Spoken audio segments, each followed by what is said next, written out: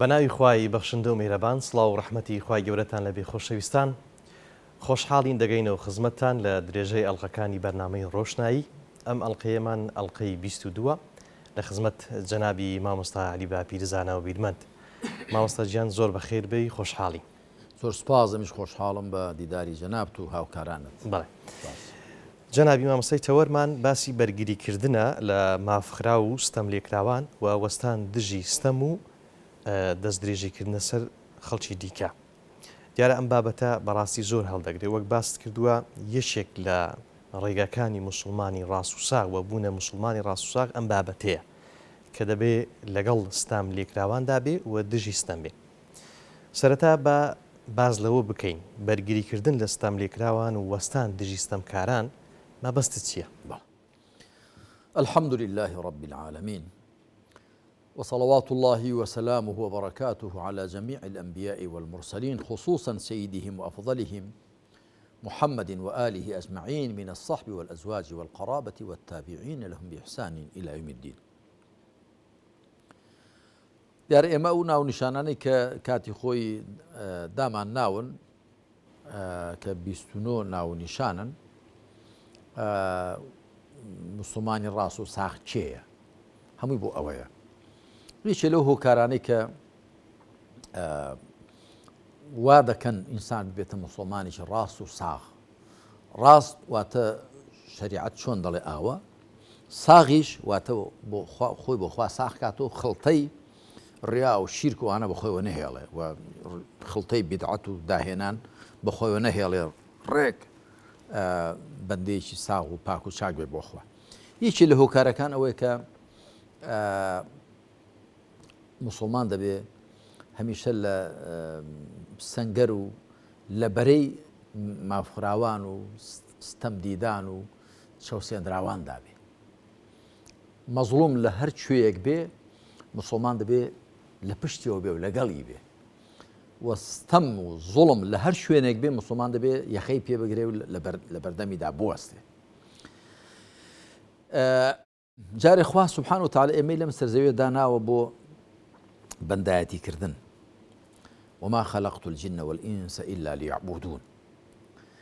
بەندایەتیکردن بۆ خوا کاتێک لە کەش و هەوایەکدا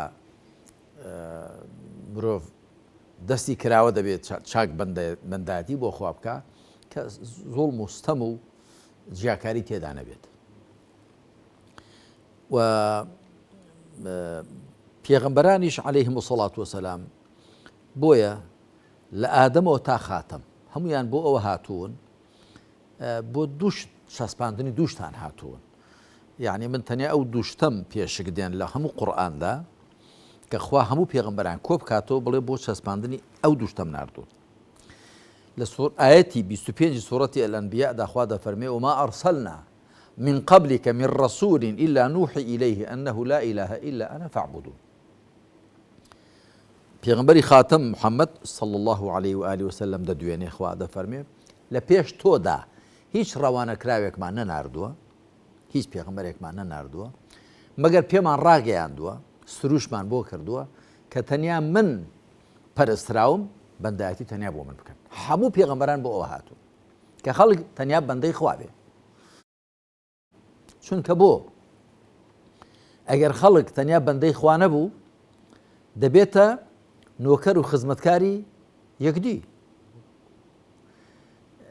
دەبێتە خزمەتکار و نۆکەری تاغوت و فیرعەونەکان. هەموو پێغەمبەران بۆ ئەوە هاتوون عەلەیهیم الصەڵات وەسەلام تەنیا خواپەرستی تەنیا بەندایەتی بۆ خوا لەسەر زەوی بەرقەرارکەن لە نێو خەڵکدا. ئەوە یەک. لە ئایەتی 25 دیسانەویش ئایەتی 25 سوورەتی الحەدیدیشدا خوا دەفەرمێ لقد أرسلنا رسولنا بالبينات وأنزلنا معهم الكتاب والميزان ليقوم الناس بالقسط وأنزلنا الحديد فيه بأس شديد ومنافع للناس وليعلم الله من ينصره ورسوله بالغيب إن الله قوي عزيز. كما لتفسير سورة الحديد دا كرتباسي كم لباري أم آياتوا ولباري آسنوا وبوشي خواد فرمي لو سياقدا كباسي شاسباندني دادگەری دەکات دەفەرمێ ئاسنمان دابەزاند و باسی ئەوم کردووە. دەفەرمێ لقد أرسلنا رسولنا بالبينات پێغەمبەرانی خۆمانمان عەلەیهیمو سەڵات وەسەلام هەموویان بە بەڵگە ڕۆشنەکان و ناردوون. وأنزلنا معهم الكتاب والميزان كتاب ترازوشمان لەگەڵدا دابەزاندوون. كتاب يعني برنامج شريعة، ترازوش يعني ئامرازێک کە دادگەری پێ بچەسبێ. بۆچی؟ ليقوم الناس بالقسط. هەموو پێغەمبەران عەلەیهیمو سەڵات وەسەلام بە بەڵگە ڕۆشنەکانەوە هاتوون، بە کتێب و تەرازۆ هاتوون تاکو خەڵک بە دادگەری بەڕێوە بچێ. هەموو پێغەمبەران وەکو چۆن هەمویان هاتوون تەوحید و تەنیا خواپەرستی بچەسپێنن، هەمووشیان هاتوون دادگەری بەرقەرارکەن. دوایی دەفەرمێ وأنزلنا الحديد فيه بأس شديد ومنافع للناس. ئاسنیشمان دابەزاندووە کە من لە تەفسیری سوورەتی الحەدیددا باسم کردەوە، ئەمە ئیعجازێکی عیلمی تێدایە، چونکە مادەی ئاسن کە لە زەویدا هەیە کە زۆربەی پێکاتی زەوی ئاسنە، لە دەرەوەی زەویەوە هاتۆتە نێو زەوی، لە ئەستێرەکانی دیکە کە تەقیونەوە مادەی ئاسن لەوێوە هاتۆتە نێو زەوی، دابەزیوەتە نێو زەوی. وێستا زۆربەی پێکاتی زەوی ئاسنە و ژیانی مرۆڤیش لەسەر ئاسن بەندە، بۆیە دەفەرمێ فيه منافع للناس، فيه بأس شديد ومنافع للناس. هێزێکی زۆری تێدایە، ئەمە ئاماژێ بە تەکنۆلۆژیای سەربازی و عەسکەری، ومنافع للناس ئەمەش ئاماژێ بە تەکنۆلۆژیای مەدەنی. وليعلم الله من ينصره ورسوله بالغيب. وبۆ ئەوی خوا بۆی دەرکەوێ، ئایا خوا نازانێ با یعنی لەسەر زەوی دەرکەوێ، لە ژیانی خەڵکدا بەرجەستە ببێ چێ خوا سەردەخا و پێغەمبەرانی سەردەخا بالغەیب، بەبێ ئەوەی کە خوا ببینێ لە کاتێکدا کە خوا لێی پەنهانە. إن الله قوي عزيز، بەدڵنیایی خوا بەهێزی ساڵە، واتە پەچی لەسەر خەڵک نەکەوتۆ، بەڵام خوا ئێمە بۆیە لەسەر زەوی داناوە. جا هەموو پێغەمبەران هاتوون عەلەیهیمو سەڵات وەسەلام تەنیا خواپەرستی بچەسپێنن، تەنیا خەڵک بەندەی خوا بێ و تەنیا خوا شایستەی پەرستران و بەندایەتی بۆ کرانەوە. پەرستران یعنی چی؟ یعنی ئەو پەڕی خۆشویستن، ئەو پەڕی ڕێز لێگرتن، ئەو پەڕی بە مەزنگرتن، ئەو پەڕی بە گەورەگرتن، ئەو پەڕی سام و هەیبەت بەرامبەرکردن، ئەو پەڕی بۆ مل بۆ کەشکردن، ئەو پەڕی پشت پێبەستن، تەنیا بۆ خوا بێ سوبحانە وتەعالا. ئەنجا هاتووشن دادگەری بچەسپێنن، تەوحید و عەدل، تەنیا خواپەرستی و دادگەری تێکەڵکێشن. کاتێک دادگەری بە تەواوی دەچەسپێ، خەڵک تەنیا بەندەی خوا بێ و پێکەوە براو تەبا بێ. بەڵام ئەگەر هەندێک بە چاوی کۆیلە تەماشای هەندێکیان بکەن، وەکو لەم هەرێمەی خۆماندا هەیە، وەکو لە عێراقدا هەیە، وەکو لە دنیادا هەیە، زلهێزەکانی وەکو ئەمریکا و زلهێزەکان بە چه شاوێک تەماشای جیهانی ئیسلامی، تەماشای موسڵمانان و تەماشای خەڵکی ژێردەست و بندەست دەکەن بە چاوی کۆیلە. ئەو ئەمریکای ئێستا دەزانی چۆن بنیات نراوە؟ کاتی خۆی بە ملیۆنان خەڵکیان لە ئەفریقاوە هێناوە ڕەشپێستەکان، وەکو کۆیلە هێناویانن، ئەمریکایان پێ دروست کردوون، هیندە سوورەکانیان لەوێ لە بین بردوون. ئەو ئەمریکایە ئەو زلهێزەی ئێستای دنیا کە وردە گۆڵۆڵی بەرەو لێژی دەچێ ئاوا دروست بووە. کاتی خۆی هیتلەر و مۆسۆلۆنی ئەو لە ئەڵمانیا دیکە لە ئیتالیا دەیانگوتی ڕەگەزی ئاری خەڵکەکەی دیکە دەبێت لە خزمەت ڕەگەزی ئاریدا بێت. جوولەکە دەڵێن نحن شعب الله المختار، ئێمە گەلی هەڵبژاردەی خواین، دەبێت غەیرە جوولەکە هەمووی لە خزمەت جوولەکەدا بێت، بۆیە لە هەموو دنیا دەستگیان نەبووتەوە، بە درێژایی مێژوو کێشە و بێشەیان هەبوو. و هەموو ئەوانەی وەکو جوولەکە بیر دەکەنەوە کە دەڵێن ئێمە لە سروشتێکی دیکەین، خوێنێکی دیکە بە بەدەنی ئێمەدا دێوە دەچێت و ئێمە ئاسمان کوری تێوە پێدا هاتووینە خوار. هەموو ئەو جۆرە کەسان مشکلیان هەیە لەگەڵ خەڵک، گرفتیان هەیە لەگەڵ دەوروبەری خۆشیان، خۆیان پێ لە خەڵک زیاترە. پێغەمبەران هاتوون عەلەیهیمو سەڵات وەسەلام ئەوە لە بەین بەرن، پێشە بە تەوحید تەنیا بەنداتی بۆ خوا بکرێ، کەس کۆیلەی کەس نەبێ، کە خزمەتکاری کەس نەبێ، کەس لە خزمەت کەسدا نەبێ، هەمووان لە خزمەت خوا دابین، بەندەی خوا بین، پێکەوە براو تەبابین. ئەوە یەک دوو دادگەری بچەسپێ، دادگەری لە ڕووی سیاسی، لە ڕووی نەتەوەیی، لە ڕووی ئابووری، لە ڕووی کۆمەڵایەتی، لە هەموو ڕۆکان و دادگەری بچەسپێ. دادگەری یعنی مافی خۆ دۆربگری، مافی ئەوی دیکەش بدەی. دادگەری واتە یعنی پێکهاتەیەکی سەرەکی دادگەر بێتی لە یەکسانی، واتە مرۆڤەکان یەکسان بن لە بەرامبەر خوادا، لە بەرامبەر نیعمەتەکانی خوادا و لە بەرامبەر دەرفەتەکانی ژیاندا و لە بەرامبەر ناز و نیعمەتەکاندا کە خوار ڕەخساندونی کەس لە کەس زیاتر بەشی پیانەوە نییە. بەڵێ زانمە بەستم ئەوە چەمک و واتای ئەوەیە کە جەنابەت باست کرد کە یعنی چی مرۆڤی مسلمان دەبێ لە خەندەق و لە سەنگەری چەوسێنراوان و مافراوان و بەشخوراوان دابێ لە دژی ستەم و دەستدرێژی بووە. بەڵگەی بەرگریکردن لە ستەم لێکراوان و وەستانەوە دژی ستەمکاران بە تایبەتی زۆر جار ئەو فەرمودەیی پێغەمبەر صلی الله عليه وسلم انصر أخاك ظالما أو مظلوما هەندێک جاریش لێرە و لەوێ ئەم بابەتە وەک بڵێ دەشێوێنرێ بەوەی کە بەندەیەکی خوا ئەگەر مەظلوم بوو ئەو پشتگیری دەکرێت هەی ئەگەر زاڵم بوو چۆن پشتگیری بکرێ ئەم بابەتە هێناوەتەوە لەگەڵ ئەوەی کە زۆر جار کە لە بەرەی ستەم لێکراوانی بە تایبەتی لێرە و لەوێ باز لەو دەکرێت ئەوە تەماعی دنیاە ئەمە تەماعدانە لە کورسی لە دەسەڵات دەبێ مسلمان چۆن ئەم هەڵوێستە وەربگرێ و چۆن ئەم کارە بکە ئایا ئەوە تەماعە لە دەسەڵاتی خەڵکی یاخودەوە ئەرکە لەسەر مسلمان کە ڕاست و ساغ بێ دەبێ لە بەرەی بەرگریکردن لە ستەم لێکراوان بێ. بەڵێ کاک محەممەد ئەوە دووسێشتن یەکەمیان بەڵگەکانی ئەوەی کە ئینسان دەبێت لە سەنگەری مەزڵوماندا بێ هەم ئاەتمان زۆرن لەو بارەوە هەم فەرمایشتی پێغەمبەر و دەقەکانی سونەتی زۆرن کە مسلمان ناتوانێت مسلمان بێ و لەگەڵ مەزڵوماندا نەبێ لەگەڵ خاوەن حەقاندا نەبێ لەگەڵ چەوسێنراواندا نەبێ لەگەڵ دەرد و ئێشوژان و معاناتی خاوەن دەرد و خاوەن ئێشوژاناندا نەبێت هەست بە ئازاریان نەکا ئەوە ناگونجێ ناگونجێ مسلمان بێ وانە بێت بۆ وێنە تەماشا بکە خی پەروەردگار دەفەرمێ وما لەکم لا تقاتلون في سبيل الله والمستضعفين من الرجال والنساء والولدان چیتانە لە پێناوی خوا و لە پێناوی چەوسێنراواندا تێناکۆشن خەبات ناکەن چەوسێنراوان نەیفەرمۆکێ هەر کەسێ بچەوسێتەوە ئەتۆ دەبێت لەگەڵی دابی باز لەوە نییە ئایدیا ئایدۆلۆژیا دین قەزەوەنی مسلمان بێت وما لكم لا تقاتلون في سبيل الله والمستضعفين بۆچی لە ڕێی خوا و لە ڕێی چەوسێنراواندا خەبات ناکەن جیهاد ناکەن جەنگ ناکەن کوشتار ناکەن کێ من الرجال والنساء والولدان الذين يقولون ربنا أخرجنا من هذه القرية الظالم أهلها لە پیاوان و لە ئافرەتان لە منداڵان ئەوانە دەڵێن پەروەردگارمان لەم وڵاتەی کە خەڵکەکەی ستەمکارە دەربازمان کە واجعل لنا من لدنك وليا واجعل لنا من لدنك نصيرا لەلایەن خۆت و سەرپەرشتیارێک و هاوکار و سەرخەرێکمان بۆ بڕەخسێنە ئەمە لە سوورەتی ئەنیسا داهاتوە هەروەها خی پرگا لە سوورەتی ئەلبەقەرەدا دەفەرمێ لا تظلیمون ولا تظلمون نە زوڵم بکەن نەبا زوڵمیشتان لێ بکرێ نەزاڵم بە نەمەزڵوم بە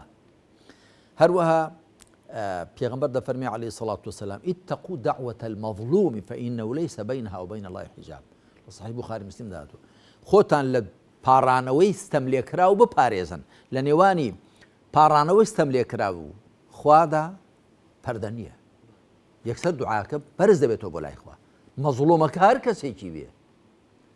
ئێستا زۆر مسلمان وەرزانن خوا تەنیا پەروەردگاری مسلمانانە بەڵام ئەمە لە سوورەتی فاتحەدا دەخوێنێ الحەمد لله رب العالمین ستایش بۆ پەروەردگاری جیهانیان جیهانەکان هەی هەمووانە پەروەردگاری مسلمان و نامسلمانانە مسلمان و جوولەکە و گاور و زەردەشتی و مەجووسی و سابئە و بوتایی و هیندۆسی و کۆنفوشیۆسی و پەروەردگاری هەمووانە خاوەنی مولحید و پەروەردگاری هەمووانە خاوەنی هەمووانە بۆیە ئێمە دەبێ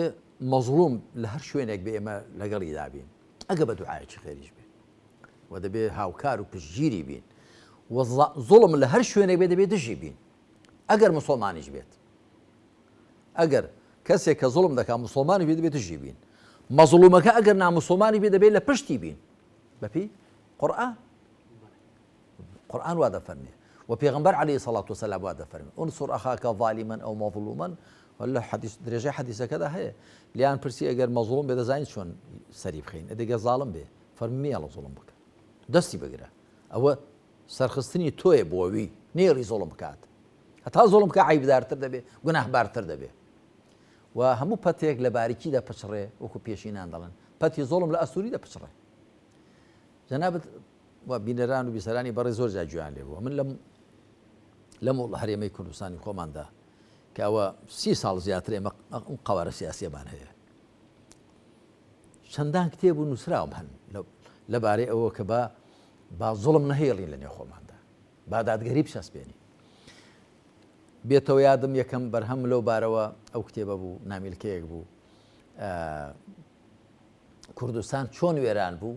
بۆ وێران بوو چۆن ئاوەدان دەبێتەوە ئەوە کاتی خۆی لە سەدەمی خەباتی شاخدا دوای نامیلکەیەک کە منوسی حکمی گەڕانە و ژێرنیری تاغوت ئەو کاتە کە خەڵک تەسلیمی ڕژێم دەبەوە ئەو نامیلکەی منوسی دوایی چارەسەری کێشەی کورد لە نێوان ئیمان و پەرلەماندا لە 92 کە هەندێک خەڵکی دڵنەخۆش بە هەڵا مەسەلەن ئەوە کە من لەوێدا گوتومە چارەسەری کێشەی کورد بۆ ناکرێت پەرلەمانێکمان هەبێ چکەوە لە گەرمەی بانگەشەی هەڵبژاردنەکانی 92دا ئەو کتێبە منوسی وان دەزانێت پەرلەمانێکمان هەبێ حکوومەتێک پێک بێنین و هەموو دەرد و گرفتاریەکانمان چارەسەر دەبن لێو کاتە من پێشبینیم کردو کە نەخێر کە دەرکەوت بۆ گرفت نەگرفت و چارەسەر بکات ئێمە تەنیا بەوەی کە پەرلەمانێک هەڵدەبژێرین حکوومەتێکمان دەبێت گرفتەکان کۆتایی نایەن بەڵکو جارە هەر بەدەست حکوومەت و پەرلەمانەکە تۆ گرفتار دێ بەدەست دەسەڵاتی دادوەریەکەتەوە کە دەسەڵات لە پشتەوەی حیزبی لە پشتەوەی بنەماڵی لە پشتەوە هەر بەدەستەوەی گرفتار دەبی بۆیە دەبێت خەم لە ئیمان بخۆین ئەگەر ئیمان نەبێ پەرلەمانەکەت بای فلسێک دەبێ حکوومەتەکە بای فلسێک دەبێ دەسەڵاتی دادوەریەکەت مزەیەف دەبێ خەم لە ئیمان بخۆین جا دوایی کتێبێکی کەم نووسی بە ناوی واقعی هەرێمی کوردستان و ڕوانینێکی ئیسلامیانە دوای کتێبێکی کەم نووسی بە ناوی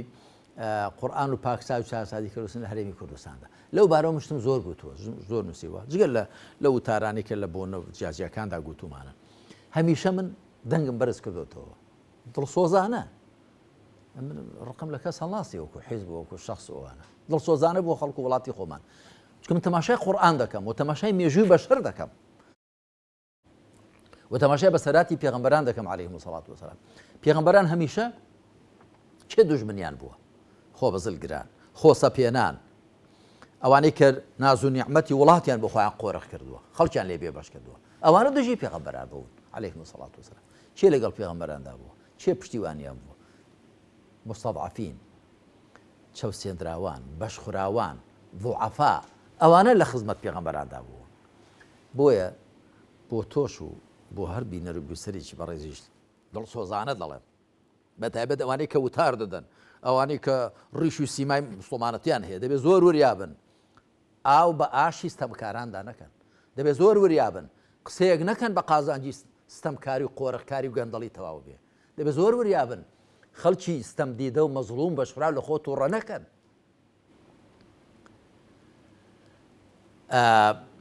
چونکە ئەوە پێچەوانەی میتۆد و منهەج و ڕێبازی پێغەمبەران عەلەیهیمو سەڵات وەسەلام شوێن کەوتەکانیان چەوسێنراوان بوون بەشخوراوان بوون کەم دەستان بوون ئەوانە دڵیان بە بانگەوازی پێغەمبەران خۆش بوو چکە زانیویان ئەگەر ئەوەی پێغەمبەران دەڵێن بچەسپێ ئەوانە دەربازیان دەبێ تەماشای سیرە و ژیانی نوح بکە عەلەیهی سەڵات وەسەلام دوای ئەو هود دوای ئەو ساڵح شوعەیب ئیبراهیم لوط هەموو پێغەمبەران چێ شوێن کەوتویان بووە ئەوانەی کە چەوساوە بوون ئەوانەی کە کەم دەست بوون ئەوانەی کە چاوێن لە زۆڵم و ستەم و خراپە نەبوو چێ دژیان بووە مستەکبیرین مترفین مسریفین مجریمین خوا بۆ عنوانانە باسی دژمن ناحەزانی پێغەمبەرانی کردو خۆ بەزلگران خۆشڕابێرەران زێدە ڕوویکاران تاوان باران ئەوانە دژی پێغەمبەران بوون کەواتە تۆ کە بە ناوی ئیسلام و قسە دەکەی دەبێت زۆر لە خۆت وریابی بیسومی هەلە خۆی قسە فڕێ دەدا وەڵای من نابێت دوژی ئەو کەسە بین کە حوکمڕانە دەبێت دوعای خێری بۆ بکەین دوعای خێری بۆ دەکەی باشە دوعای خێری بکە خوا هیدایەتی بدە نەک دوعای خێری بکوێ بەردەوام بێ بەردەوام بێ لەسەر چی لەسەر زوڵم لەسەر فەساد ئەوە هەم خیانەتە بەرامبەر بەخۆی خیانەتە کە وا لە خۆی حاڵی بێ لەسەر ڕێیەکی ڕاستە و دنیا شامی شەریفە ئەوە خیانەتە بەرامبەر بەو ئەمجا خیانەتە بەرامبەر بە خەڵک و وڵاتەکەش نایەمە دەبێت تەماشا بکەین پێغەمبەران مادام ئێمە شوێنکەوتوی پێغەمبەرانین عەلەیهیمو الصەڵاتو وەسەلام دەبێت وەکو پێغەمبەران بکەین بە ئەندازەی کە وەکو پێغەمبەران دەچین بەڕێ ئەواندا دەچین بە ئەندازەی ئەوە ئیسپاتی دەکەین کە ئێمە شوێنکەوتوی پێغەمبەرانی عەلەیهیمو الصەڵاتو وەسەلام کەواتە ئەگەر کەسێک لە بەرەی مەزلوم نەبێ و بەرگری لە کەسی مەزلوم نەکات جێی ڕەخنە و سەرزەرشتکردنا وەک ئەو ئاەتەی کە جەنابەت خوێنتەوە وەما لەکم لا توقاتیلون ئەمە ڕەخنەگرتن و سەرزەنشتە ئەمە هەر ڕەخنەگرتنێکی زۆر تۆخە وەما لەکم یعنی چیتانە ئێوە چیتان لێ هاتووە بڕوادارینە موسڵمانینە چیتان لێ هاتوو بۆوان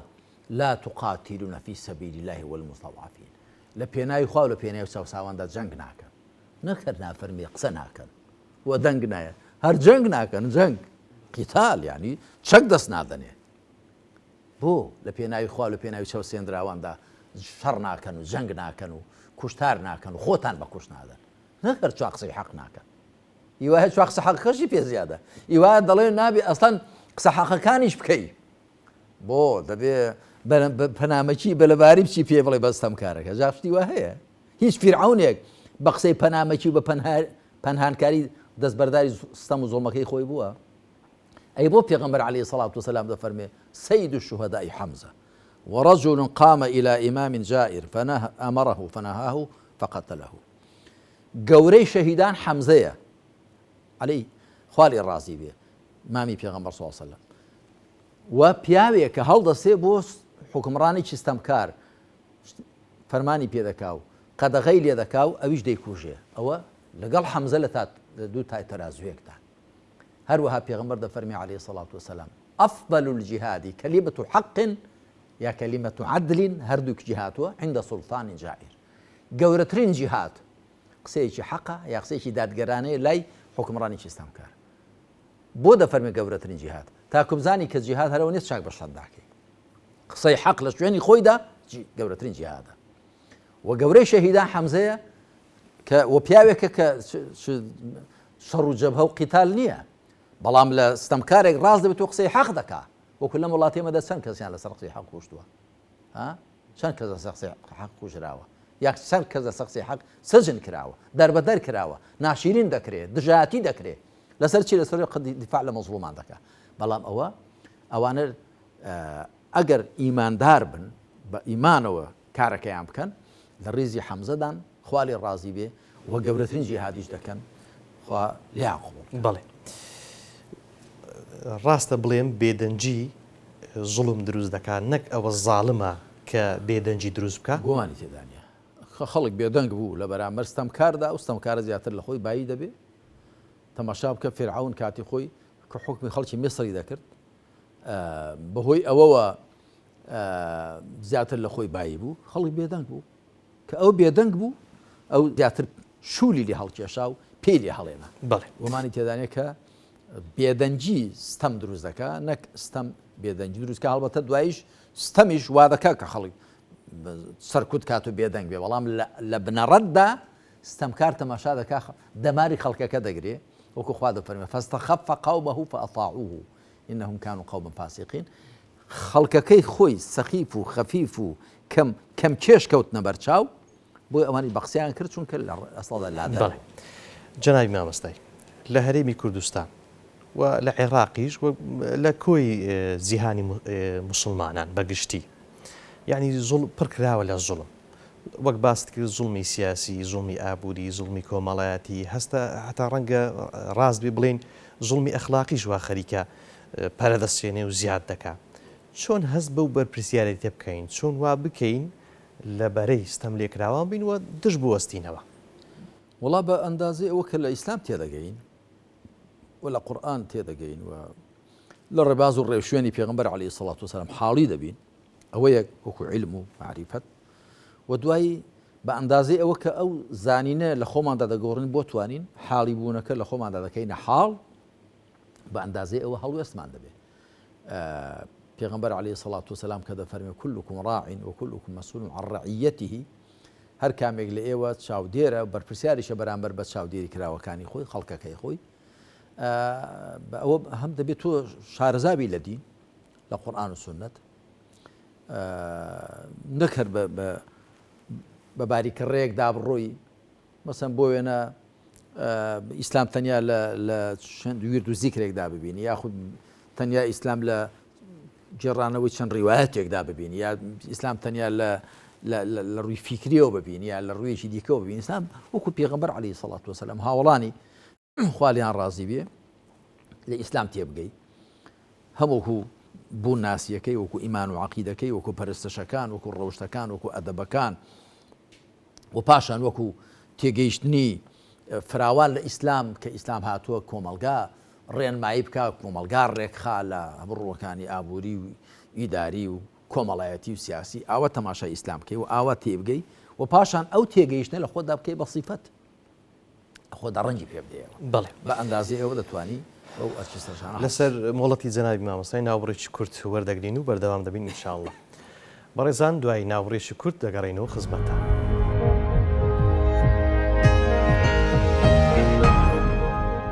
دووبارە سڵاوتانە بێ خۆشەویستان بەردەوام دەبین لە ئەڵقەی 22 لە بەرنامەی ڕۆشنایی. جەنابی مامۆستای لە کتێبی چەند مەسەلەیەکی باوی سەردەم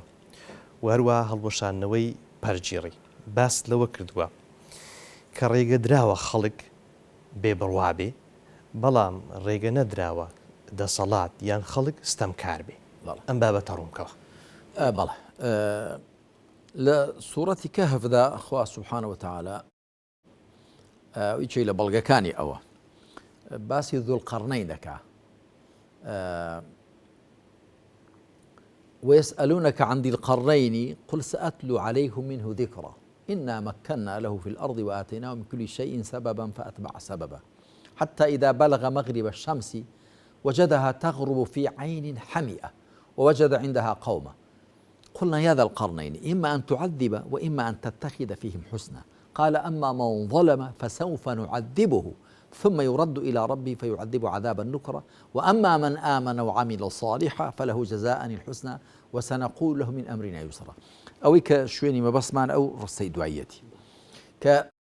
هذا فرمي فرع أما لباري ذو القرنين أو برسالة دي ذكن بلي لباري وبوتان باز ذكم ئێمە دەسەڵاتمان پێدا بوو لە زەویدا و بۆ جێبەجێکردنی هەر کارێک هۆکارمان بۆ ڕەخسان بوو دوایی بە دوای هۆکارەکاندا دەڕۆیشت هەتا چووە شوێنێک گەیشتە ئەو شوێنی کە خۆری لێ ئاوە دەبێ خەڵکێکی لەوێ بینین گوتمان ئەی دوڵقەرنەین بۆت هەیە سزا و ئازاریان بدەی بۆ شتێ چاکەیان لەگەڵا بکەی واتە تۆ دەستکراوەی دوڵقەرنین باسی سیاسەتی خۆی دەکا کە خوای پەروەردگار لێرەدا لە مەقامی مەدح و سایشدا ئەوەی لێ دەژێڕێتەوە دەفەرمێ قال أما من ظلم فسوف نعذبه ثم يرد إلى ربه فيعذب عذابا نكرا هەر کەسێ ستەم بکە ئێمە سزای دەدەین دوایی دەجێڕدرێتەوە بۆ لای پەروەردگاری ئەویش سزایەکی زۆر نەزاندرا و خراپی دەدا وأما من آمن وعمل صالحا فله جزاء الحسنى وسنقول له من أمرنا يسرا هر کەسێک ئیمان هێنابێ و کردەوەی چاک ئەنجام بدا پاداشتی هەرە چاکی هەیە و ئێمەش قسەی باشی بۆ دەکەین تەماشا بکە لێرەدا دوڵقەرنەین بەراورد دەکا لە نێوانی ئیمان و کردەوەی چاک لەلایەک و ستەمکردن لەلایەکی دیکە باسی کوفر ناکە نافەرمێ و ئەمما من کەفەڕە دەفەرم ئەمما من ظەلەمە بۆ چونکە خوا مرۆڤی داناوە لەسەر زەوی بۆ تاقیکردنەوە دەبێ دەرفەتی پێ بدرێ بڕوادێن یا بڕوانایەنێ وقل الحق من ربكم فمن شاء فليؤمن ومن شاء فليكفر لە سوورەتی کەهف ئایەتی 29 بڵێ حەق لە پەروەردگارتانەوەی چێ دەیەوێت با بڕوا بێنێ چێ دەوێت با بێ بڕوا بێ دەبێت دەرفەت هەبێ ئەگەر دەرفەت نەبێ ئەو کاتەمانەوە خەڵک زۆری لێ دەکرێ بەڵام خوا فەرمووی لا ئیکراهە فی الدین تۆپزیکردن نییە لە ئایندا کاتێک کە کەسێک زۆری لێ دەکرێت ئیمان بێنێ جارێک ئیمان نایەنێ ئیمان بە زۆری نابێ ئیمان وڵاوی عەقڵ و دڵێکی ئازادە کە تۆ ناچاری دەکەی بڵێ موسڵمانم واتە ناچار دەکەی لەسەر نیفاق وەکوم لە کتێبەکانی خۆم دەباسم کردووە و نەزانین شتێکی باش کراوە بەڵکو لە کوفری ئاشکراوە دەیگوازیەوە بۆ کوفری پەنهان كفر پەنهان لە کوفری ئاشکرا خراپترە إن المنافقين في الدرك الأسفل من النار منافقەکان لە پلەی خوارەوەی ئاگری دۆزەخدان کەواتە هیچ بواری تێدا نییە کە خەڵک ناچار بکرێت لەسەر ئیمان چونکە کە ناچارت کرد ئەوەی کە دەیهێنێ ئیمان نییە پێشاندانی مسلمانەتێکی ڕووکەشی ڕواڵەتیە لەگەڵ پەنهانکردنی کوفردا بۆیە خوا بەراوردی کردووە لە سەزمانی دوڵقەرنەی لە نێوانی ستەمکاری لەگەڵ ئیمان و کردەوەی چاکدا لە سوورەتی کەهفدا نافەرمێ فمن شاء فليعدل ومن شاء فليظلم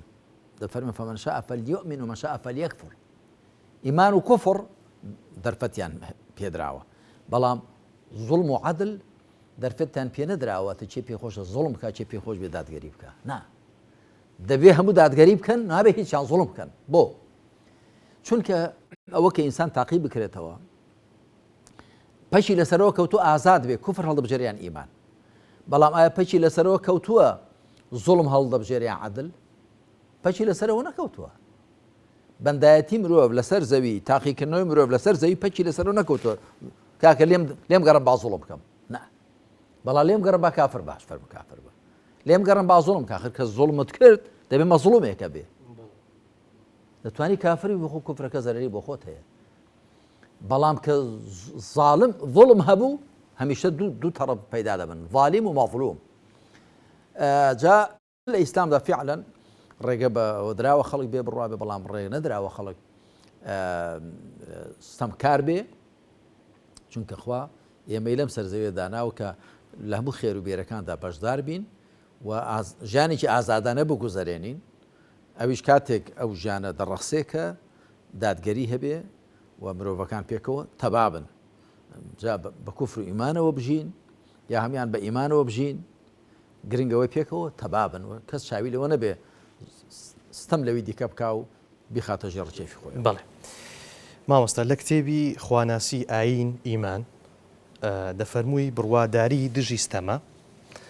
بەڵام بێ بڕوایی و ستەم دوو کاڵەکی بڕکێکن زالێرە دەقێکتی ناوە با من دەقەکە وە خۆی بخوێنبەوە اینجا پرسیارەکەم بکەم دەفەرمووی لە نێوچینی نیمچە ڕۆشنبیر و خۆ بۆ ڕۆشنبینزان لە ئاینی بێهەواڵی فەقیر حاڵدا وا باوە کە هەموو دەمێ هێز و دەسەڵات یان ڕژێم و حکم لەگەڵ بیری ئایندایە شان بەشان و دەسلەملانی یەکدی بوون و پشگیری یەکدیان کردووە اینجا لەم تێڕوانین و تەسەوڕە هەڵە و خوار و خێچەوە گەلێک قسە و قسەڵۆکی بێکاکڵ و نێوڕۆکی وەک ئاین سەرکی دەستی زۆردارانە بۆ چەوسانەوەی هەژاران پیاوانی ئاین دارەدەست و نۆکەری چینی ستەمکار و خوێنمژن ئاین تلیاشی گەلانە لە نێو کتێب و نووسراوەکانداندا ڕیز دەکەن جا تۆ نمونەی نەمرود و پێغەمبەر ئیبراهیم عەلەیهی سلامت هێناوە دوایە نمونەی فیرعەون و پێغەمبەر موسا لە دوای ئەوانیش نمونەی هەریەک لە پێغەمبەران نوح و هود و ساڵح و شوعەیب وا باوە کە دەسەڵاتداران کە ستەم دەکەن ئاین بەکاردێنێن ئەمە ڕاستە گومانی تێدانیە کە ئاینی ڕاستەقینەی خوای پەروەردگار بەکارهێنان بۆ ستەمکردن ڕاست نییە یعنی ئاینی خوا ئەگەر دەستکاری نەکرابێ نەگۆڕدرابێ ڕێی زوڵم نادا بەڵام ئاینی کە تێک درابێ شێوێنرابێ وەکو ئاینی نەسڕانی کاتی خۆی ڕێنسانس کە لە فەڕەنسا و سەری هەڵدا و دوای هەموو وڵاتانی ڕۆژئاوای گرتەوە دروشمەکەیان ئەوە بوو دەیانگوت ئەو سێ کوچکە شومە لە بەین بەرن دەرەبەگ و پاپا و پادشا ینی ئەقتاع و مەلیک و پاپا ئەم سێ کوچکە شومە پاپا واتە پاپای کە بڵێن گەورەی ئاینی نەسڕانی هی کاتۆلیکی هەروە قەشەکان ئەوانە چینی ئەکلیرۆسیان پێدەگوترا بە زمانە بیانیەکان ئەکلیرۆس واتە چینی پیاوانی ئاین بۆ زانیاری لەوێژدا باسم کردووە ئەم زاراوەی لە ئیسلامدا نییە ئێمە پیاوانی ئاینمان نییە ئێمە زانایەنی ئاینمان هەیە ئەو زانای ئاینە وەکو لە کتێبی زانانی ئیسلام شوێن و سنەدا باسم کردووە دەگونجێ پیا بێ دەگونجێ ئافرەت بێ دەگونجێ کەواسەڵتەی لەبەر بێ مندی لەسەر بێ دەگونجێ سەری ڕوود بێ بۆ یە گوتومە نە هەموو زانایەک مەلایە نە هەموو مەلایەک زانایە زاراوەی ڕوحانیون ڕوحانیەکان کە زاراوێکی ئێرانیە لە ڕاستیدا ڕەبتی نە بە ئیسلامەوە ڕوحانی یعنی چی هەموو مرۆڤەکان لە ڕوح و جەسەد پێکاتوون وەڵا ئەوانە ڕوحانین جا تو ڕوحانی وایە بەقەدر سێ زەلامان دەبێت ڕوحانیەتەکەی لەکوێدایە هەر ناوەکە بۆ خۆ غەڵەتە ئەوە لە ڕاستیدا جۆرێکە لە ئیقتیباسە لە چینی ئەکلیرۆسی نەسڕانی ئەوروپایی بۆ زانیاریت کەوتنە ژێر کاریگەری ئەوانە و ئەوە کە پیاوانی زانایانی ئاین پۆشاکی تایبەت و شێوەیەکی تایبەت و ئەویان هەوێت لە خەڵک جیا بکرێنەوە لە ڕۆژئاواوە هاتووە تو تەماشای زانایانی ئیسلام بکە پێغەمبەر عەلەیهی سەڵات وەسەلام مامۆستای هەموو زانایان نییە شاعیر دەڵێ لە وەصفی کۆڕ و مەجلیسی پێغەمبەر و هاوڵاندا صلی الله عليه وسلم خوالیان ڕازی بێ دەڵێ بە نووری عەکسی پێغەمبەر ئەوەندە منعەکیس بوون غەریبی تازە هاتوو دەیوت ئەم پێغەمبەرستانە هاوڵان خوالیان ڕازی بێ هەمووکو پێغەمبەر صلی الله عليه وسلم هەوڵیان دەدا سیمایان وەکو ئەو بێ پۆشاکیان هەڵس و کەوتیان کەسێک کە دەهات دەڵێ دەیگوت ئەیوکم ڕەسوول الله کامەتان پێغەمبەری خوان پێغەمبەر عەلەیهی سەڵات وەسەلام نە شوێنی تایبەتی هەبوو لێ دابنیشێ نە پۆشاکی تایبەتی هەبووە نە شێوێکی هاوڵان چاویان لەو کردووە لەقەد کانە لەکم فی ڕەسوول ئوسوەة حەسەنە لە سەردەمی عەباسیەکاندا دوایەوە کە حوکمی ئیسلامی بەلاڕێدابرا بوو بە حوکمی بنەماڵەیی هەر لە سەردەمی ئەمەویەکانەوە لەو کاتۆ پۆشاکی زانایان جیاکرایە بۆ زانیاریت ئەوی دیسان بە چاولێکەری دەوروبەری خۆیان زۆر جارە موسڵمانان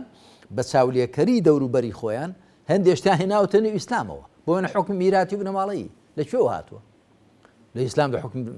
میراتی و بنەماڵەیی نییە و ئەمڕۆ شوڕا بەینەوە مسلمانان لە دوای ئەبوبەکر لە دوای پێغەمبەر عەلەیهی سەڵات وەسەلام چاویان گێڕا کێ لە هەموو کەس شایستەتر ئەبوبەکر کە هەم لە ڕووی عەشیرەتەوە بێهێز بوو عەشیرەتی بەنی تەیم و هەم لە ڕووی خزمەتیشەوە لە پێغەمبەر صلی الله عەلەیهی وسەلەم دوور بوو عەلی ئامۆزای بوو عەباس مامی بوو ئەمجا لە دوای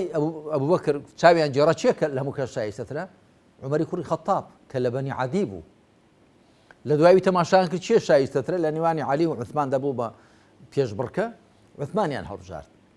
لە دوای ئەو ئەمجا نوورە گەیشتە سەر عەلی کە بەنو هاشم ئامۆزای پێغەمبەر بوو عەلەیهی سەڵات وەسەلام بۆیە بەو چوارانە گوتراوە خەلیفە ڕاشیدەکان جێنشینە سەر ڕاستەکان چونکە لەسەر بناغەی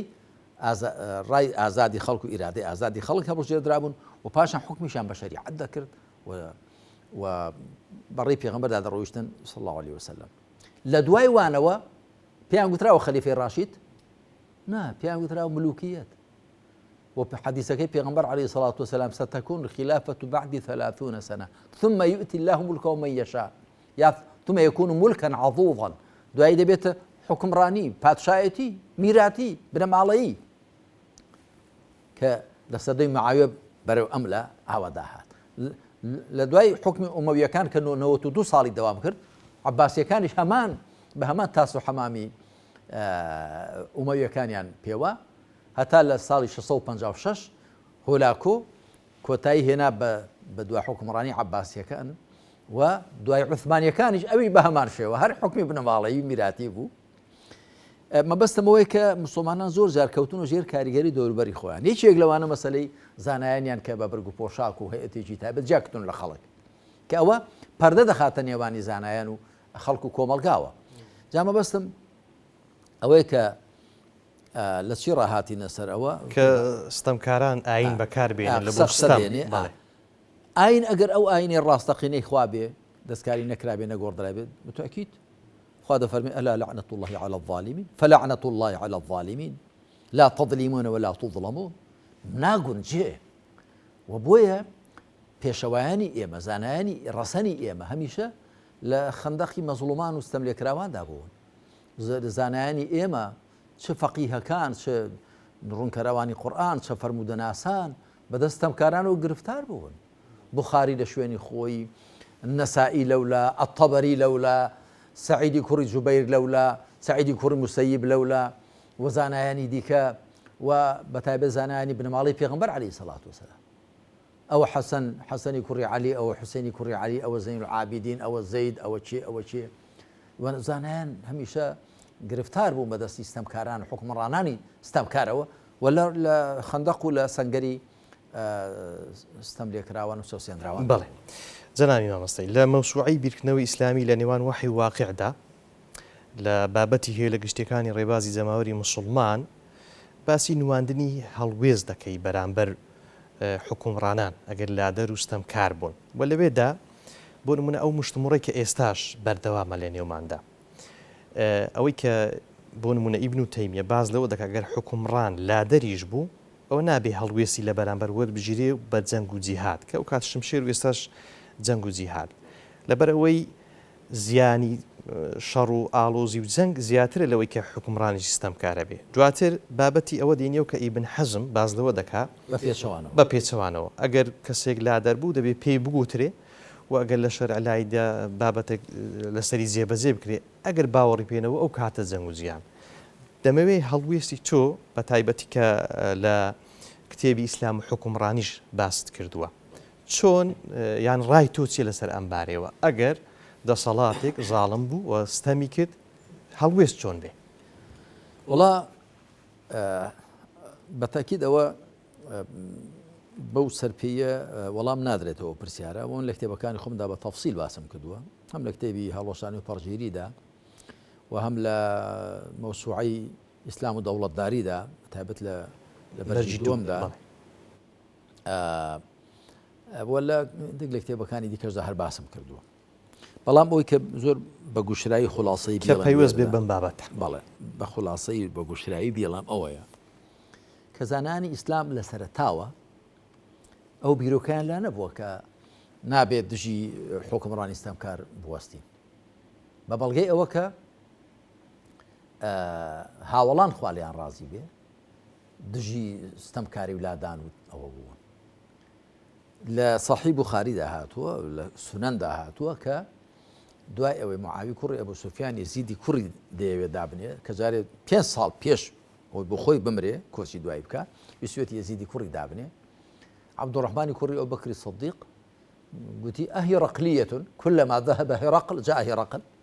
وەکو حکمی فارسەکان دەکەین هێرەقلێک ڕۆیشت یا ڕۆمەکان دەکەین هێرەقلێ ڕۆیشت هێرەقلی چکێ لە شوێن دابنین دەیزانی کە ئەبوبەکر و عومەر و عوثمان و عەلی خوالیان ڕازی بێ خەڵک هەڵی بژاردوون کەس نەچووە کوڕەکەی لە شوێنی خۆی دابنێ هی معاویە دایهێنا فەرمایشتەکەی پێغەمبەر فەرموویەتی عەلەیهی سەڵات وسەلام أول من يغير سنة رجل من بني أمية كألباني أم فرمودية بصحيح داناو يا كمين كسك الربازي من دا قوري يا كلبان أمية الربازي كي قوري يعني شيء قرآن وسنة لا نبدو شتي شبه نا الربازي من واتش شيوي حكم راني من دا قوري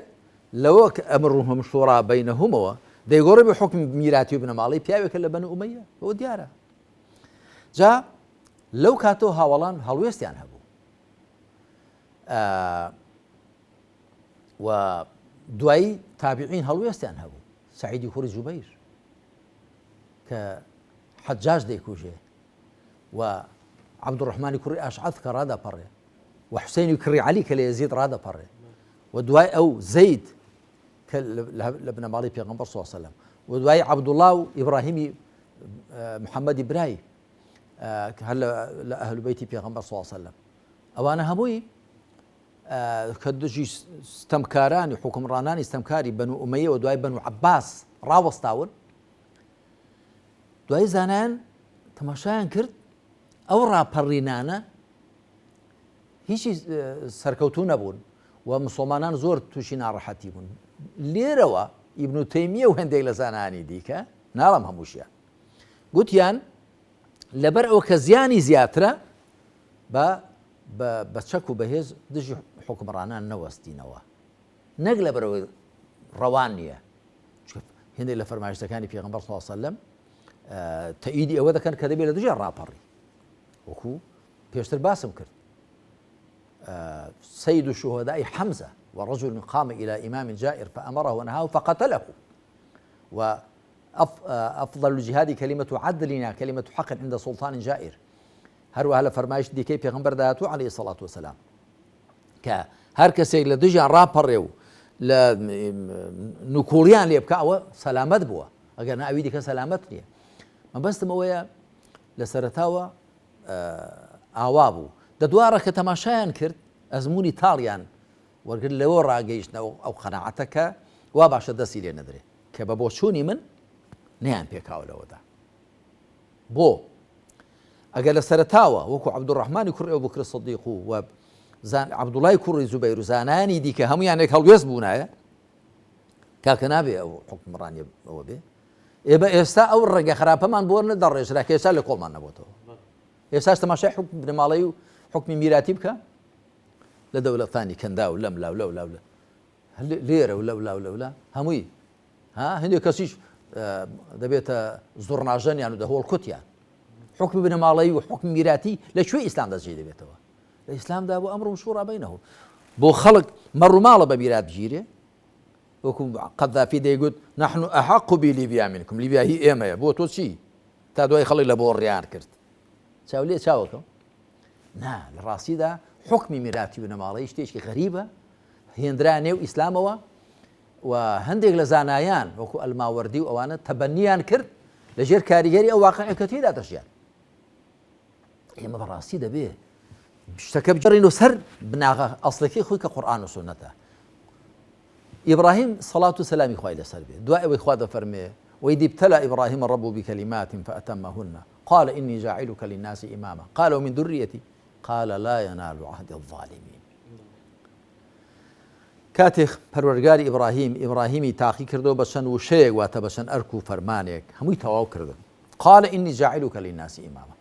خوا فەرمی من جێڕەری تۆم بە پێشەوا بۆ خەڵک هاتم تاقیکردنەوەکان تەواو کردن قال ومن ذريتي تێدی لە وەچەکەم قال لا ينال عهد الظالمين ستەمکاران پەیمانی من نایەنگرێتەوە هەوی ستەمکار بێ بە کەڵکیەوە نایە حکمڕانی خەڵک بێ خوا دەفەرمێ ئەلا لعنة الله على الظالمين ئەوەی کە ئەوەم بۆ دێنێتەوە وەڵا ئەگەر ماڵیشی بردی و ئەگەر لێشی دای و ئەگەر چیشی کردی ئەمە وەکو هەڵوێستێکی تاچی بەڵام کۆمەلگا بەگشتی دەبێت دژی زوڵم بێ چۆن دەبێت لێی بێدەنگ بێ ئەگەر کەسێک حکمڕانی زوڵمی لە شخصێک کرد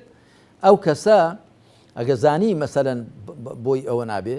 با چاوەڕێی پاداشتەکەی بکە لای خوا ئەمە ڕاستە بەڵام ئایا معنای وایە خەڵک بە گشتی کە کەسێک زوڵمی کرد بە زوڵمێکی گشتی ئەگە زوڵمێکی شخصی بکە لە کەسێک لە ئەوە بواری تێدا هەیە سەبر بگرێ ویش بواری تێدا هەیە ئەگەر نا زانایان و فوقەها دەفع الصائلیان داهێناوە دەفع الصائل ناونیشانێکە واتە کەسێک بێ دینارێکت بە زۆر لێ بستێنێ وەکو لە فەرمایشتی صحیح پێغەمبەر داهاتوو عەلەیهی سەڵات وسەلام هیچێک دەپرسێ دەڵێ پێغەمبەری خوا ئەگەر کەسێک هات ویستی دینارێکم لێ بستێنێ دەڵێ فەرمووی دەیە تێگەر شەڕی لەگەڵ فەرموو شەڕی لەگەڵ بکە تێگەر کوشتم تی بە هیلاک چووە تێگەر من کوژرا تی شەهیدی من قتل دون مالی فهو شهید لە صحیح بوخاری داهاتووە تۆ زوڵمی شەخسیشت لێ بکرێ بەرهەڵستی و مەقاومە بکەی لەسەر ئەوە بکوژرێ شەهیدی ئەو بکوژرێ بە هیلاک چووە کەواتە دەبێ ورد بین و من لەو کتێبانەی کە جەنابەت ئاماژەت پێدان باسم کردو بە وردی کە لەکوێدا ئەم فەرمایشتە بەکاردێ لەکوێدا ئەوە بەکاردێ وەزانایان بۆچی گەیشتونە ئەو قەناعەتە تەماشایان کردو هەرچی ڕاپەڕینی کرا سەری نەگرت و سەری نەگرت و سەری نەگرت یان کاکە با لێی گەڕێین ئەوە بەناچاری بۆ ئەوە نەک لەبەرەوە دەقەکانی قورئان و سونەت ئەوە دەگەیەنێت تەماشایان کردو وەکو ئەزمموی تاڵ حکمی بنەماڵەی میراتی وا سەقام گیر بوو وا ڕەگوڕشەی داکتاوە بەو هەوڵانە ئەوە نابێت کەواتە دەبێت خەڵک بە گشتی تێبگەیەندرێ و گومانی تێدانە کە باجی مقاومەی زۆڵ مستەم هەمیشە کەمترە لە باجی بەردەوامبوونی زۆڵ مستەم یعنی هەمیشە تۆ لەبەرەوەی بەرهەڵستی زۆڵ مستەم دەکەی باجەکە بدەی میلەت باش بدا کاکە لەو ئەوروپا و ڕۆژ ئاوایە بۆ پێت هەروە بە ئاسانی گەیشتەوە حکومە بە ملیۆنا خەڵک کوژراوە هەتا ئەو حکمڕانان و خەڵکیان هێنا سەر و قەناعەتی کە دەبێت بە 4 ساڵ ئیکتیفا بکەیت بە 4 ساڵەکەش دەبێت ئەوە بێ خەڵک بەسەر تۆ چاودێر بێ خۆ بە ئاسانی نەگەیشتونەوە هەروەکو چۆنەوەی ئێمەش ئەو هەموو خەڵکە کوژراوە لە سزناندا هەموو عولەما و ئەو هەموو خەڵکە چاکە زەختی لێکراوە کوژراوە چی کراوە ئەویش خۆ باجی زۆر دراوە لە سەرەوەی کە حکم میراتی و بنەماڵەیە ئەبەو شێوە بووە بەڵام ئایا لە سەرەتاوە وا بووە لە سەرەتاوە زانایانی ئیسلام و هاوڵان و دوای شوێنکەوتوانی هاوڵان و پێشەوایان کاکەمە کەم لە پێشەوان مە سەلامەت بووە ئەبوو حەنیفە دەڵێ سەلامەت بووە مالیک دەڵێ شافعی دەڵێ ئەحمەد دەڵێ خۆی چەند سەلامەت نەبوون بەدەست ئەو حکومڕانە ستەمکارانەوە ئەنجا هەندێک خەڵکی شەیە هەندێک فەرمایشتی پێغەمبەر صلی الله علیه و سلم کە بۆ واقعێکی دیکە فەرموونی بەسەر واقعی ئێستان دەرەچەسپێنێ ئەوە کە پێغەمبەر صلی الله علیه و سلم دەفەرمێ ئەگەر ماڵیشی بردی و ئەگەر چیشی کاتی حکم بە شەریعەت بکە بەڵام نەک هەر لە ڕێوە شەریعەت ڕەفزکە ئەتۆ بێنێ و حەدیثەی کە پێغەمبەر صلی الله علیه و سلم بۆ حکمڕانێکی مسلمان کە پابەندە بە شەریعەت و شەریع ڕەوە بەڵام هەندێک غەڵەت و پەڵەتی شخصی هەیە ئەو حەدیثە بێنی بەسەر واقعیشکەدا بچەسپێنی کە هەر ئەسڵەن بڕای بە شەریعەت و بەخوای شەریعەتیش نییە ئەوە قیاسی کەشچێ لە مەشچێ ئەوە خۆڵکردنە چاوی خەڵکە ئەوە ئاو بە ئاشی زاڵم و ستەمکارانداکردنە بڵێ زۆر سوپاس دەکەین جەنابی مامۆستا عەلی باپیرزانە و بیرمەند سوپاس دەکەین کە لەگەڵمان بووی لەم ئەڵقەیەشدا وەڵامی سوپاسی جەنابیشت و هاوکارانیشت دەکەم خوا پاداشتانداتەوە سوپاسی هەموو بینەرانی و بیسەرانی بەڕێزیش دەکەم کە لەگەڵماندا یعنی هاوسۆزن و هاوکارن و کارلێک دەکەن لەگەڵ بەرنامەکاندا و بە تێبینی و سەرنجەکانیش شتەکانمان دەوڵەمەندتر دەکەن زۆر سوپاس بۆیە بە ڕێز و خۆشەویستان سوپاسی هاوکارانم دەکەم تا ئەڵقەیەکی دیکە بەخوای گەورەتان دەسپێرم وەسەلام عەلەیکم وەڕەحمەتوڵڵاهی وەبەڕەکاتوه